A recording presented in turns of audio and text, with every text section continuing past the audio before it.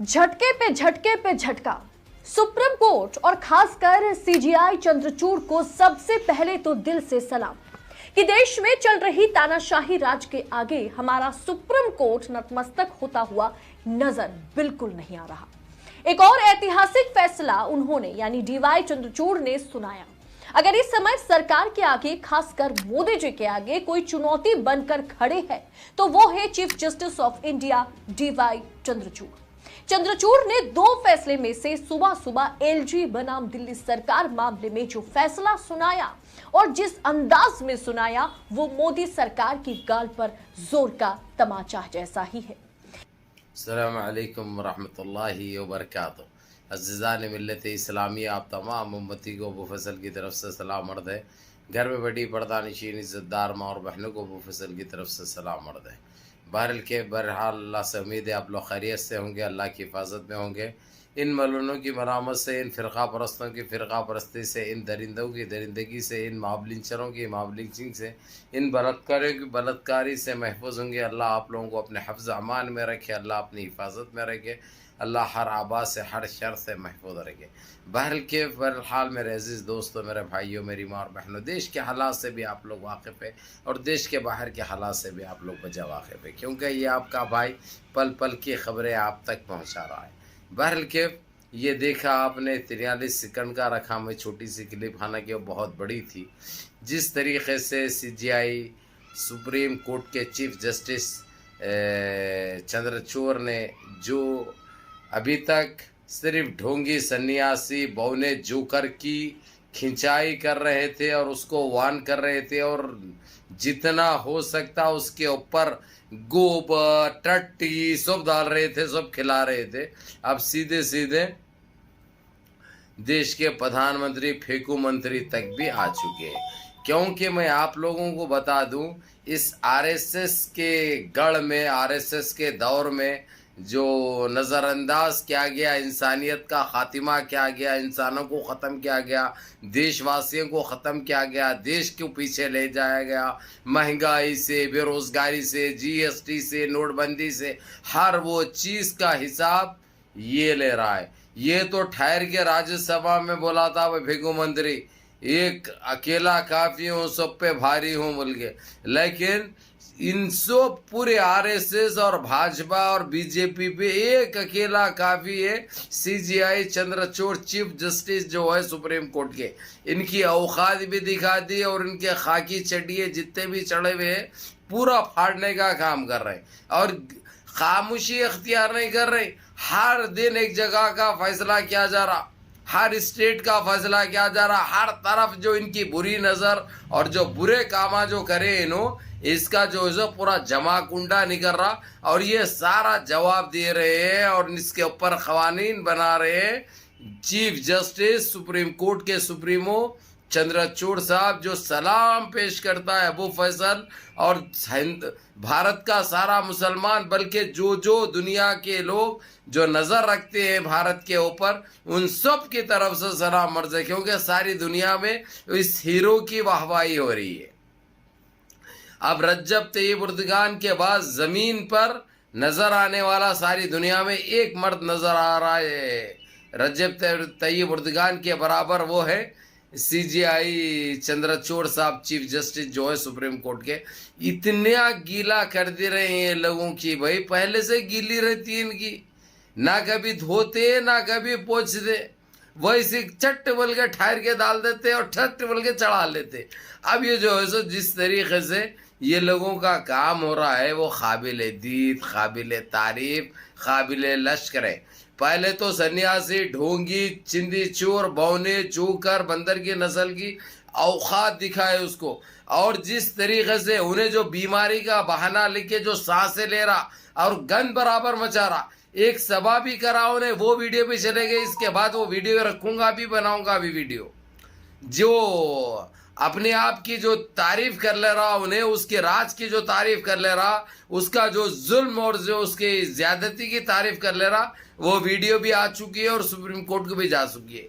और सीबीआई को बोला कि जो है सो उसको अपेंडिक्स और दूसरी और कोई बीमारी का नाम मेरे मुंह पे नहीं आ रहा, जो सीबीआई को जो रिपोर्ट दिया है, हर चीज जैसा इन्हें एक फेक है ना, इसके सारे रिपोर्टें और सारे बातें एक फेक है, क्योंकि ये इंसान की नाम पे एक कलंक, एक धब्बा है, एक छोटा एक चिंदी चोर है। और इन्हें क्या समझ रहा, जिस तरीके से ये कि इनके पास की एक बहरूपी है साध्वी प्रज्ञा ठाकुर, मिनिस्टर एमपी भी है, जो टिफिन के डब्बे में पटाखा फोड़ी थी, तकरीबन 36 जनों की जाने स्पॉट पे ली थी, जो उन्हें बेवकूफ बनाई थी। जब भी कोर्ट को आती थी तो व्हील चेयर पे बैठ के आती थी, एक पाँव उठा के अंदर गोद में रख लेती थी। उसके बाद जैसा उसकी पेशी खत्म होती, फिर जो है सो व्हील चेयर पे से उतर के सीधा चलते हुए जाके गाड़ी में बैठती थी।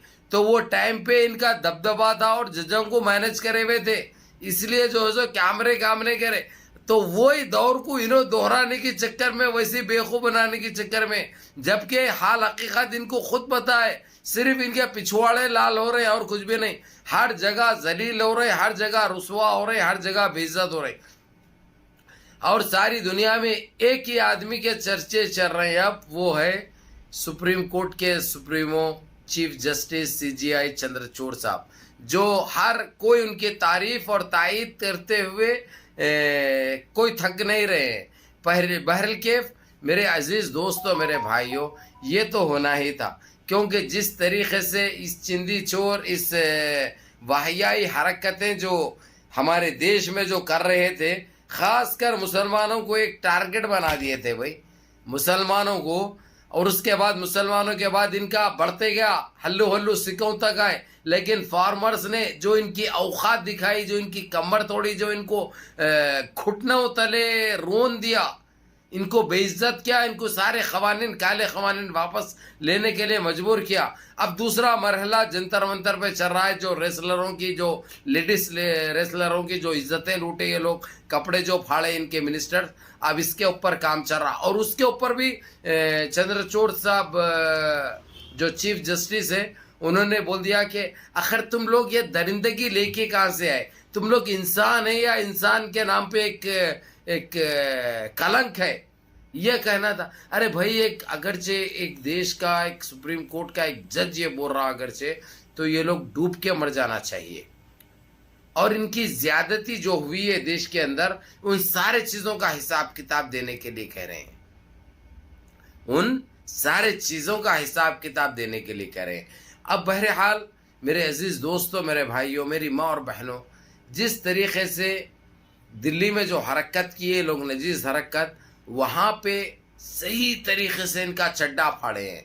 और यहाँ पे हालांकि मैं केजरीवाल को इन्हीं के नक्शे कदम पे चलता हुआ पाऊंगा, लेकिन फिलवक्त दोनों का अगरचे कम वो करे, बराबरी करे, मुकाबला करे, तो इन्हें थोड़ा इन्हें बेहतर है, केजरीवाल बेहतर है। भला इसके पास भी वही चड्डा है, खाकी चड्डा, उसमें कोई शक नहीं है ना, कोई दौर है। ये लोग खुल के आगे भी है ना, छुप छुप के कर रहे, लेकिन यहाँ पे चंद्रचूड़ साहब हक का साथ दिए, उसूल का साथ दिए, जो हक परस्त है वहाँ पे ईमानदारी का वो करते हुए सिर्फ इनको वार्न नहीं किया, सिर्फ इनको वार्न नहीं किया, खुले तौर पर ये भी कह दिया अब तुमसे हुकूमत नहीं चलाई जाती, सरकार तुमसे नहीं चलाई जाती, अब तुम्हारी वो ख़त्म हो चुकी है, सोचने की ताकत तुम्हारी ख़त्म हो चुकी है, तुम जिसका बोले उसके मशवरे से जो दिल में आया जो वो करते हैं, जिसके लिए इससे देश को बहुत नुकसान हो रहा और सारे देश की बेइज्जती दुनिया में हर कंट्री के अंदर हो रही है, इससे देश की साख मुतासिर हो रही। तुम अभी आराम करने का टाइम आ चुका है, तुम आराम कर लो। ये क्या बात है साहब, ये बात क्या है, जरा आप लोग खुद समझिए, जिससे आप लोगों को समझ में आएगा। एक चीफ जस्टिस सुप्रीम कोर्ट के बोलेंगे ये बात, हाँ, प्रधानमंत्री को, कि सोचने वाली बात हो जाएगी।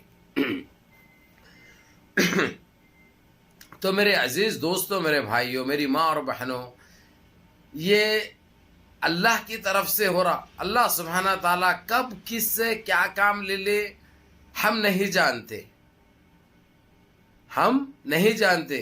कल तक देखिए हमारे साथ, हमारी बाबरी मस्जिद के साथ, टिबुल तलाक हो या CAA NPR NRC हो, इन सारे चीज़ों को लेकर जिस तरीके से मुसलमानों को टारगेट किया गया, मुसलमानों को तंग किया गया, मुसलमानों की ज़मीन कम की गई, लेकिन अल्लाह सुब्हाना ताला अल्लाह रब्बुल इज़्ज़त ने चंद्रचूड़ के नाम पे उसकी शक्ल में एक ऐसे ईमानदार जज को भेज दिया है जो इनका हर तरफ से पीछा नहीं छोड़ रहे। उन्होंने इनको सिर्फ लंगा नहीं कर रहे, इनको वहां नहीं कर रहे, खवानीन लागू कर रहे हैं, अपने फैसले दे रहे हैं। जो इनको डूब मरने की बात है कि इनकी हालत हो चुकी है, अब वक्त ये भी आ जाएगा कि कभी भी जो है सो ऐसी गंदगी चलती रही तो दूसरा भी एक्शन, दूसरा भी फैसला आ सकता जिसको हमारी मिलिट्री पूरा करेगी। आने वाले टाइम में वो टाइम बहुत नज़दीक आ चुका है मेरे अजीज दोस्तों, मेरे भाइयों, मेरी माँ और बहनों। ये सिर्फ आप लोगों की दुआओं का नतीजा है। इंशाअल्लाह ताला मैं चाह रहा हूँ कि जो है सो बस वो वक्त आने के बाद वो खबर सुनाऊँ आप लोगों को। ये लोग दिखने में तो बहुत कुछ दिख रहा, लेकिन अंदर से क्या हो रहा है ये हम जानते हैं बेहतर, और आप लोग भी जानते हैं। इनके परेशानी का क्या आलम बने हुआ इस वक्त आप लोग भी बेहतर जानते हैं। बहरहाल मुनज़्ज़म रहिए, मुत्तहिद रहिए, अपनी सफ़ों में इत्तेहाद बरकरार रखिए, नमाज़ों की पाबंदी करिए और अपने इस भाई को भी दुआओं में याद रखिए। अस्सलामु अलैकुम व रहमतुल्लाह।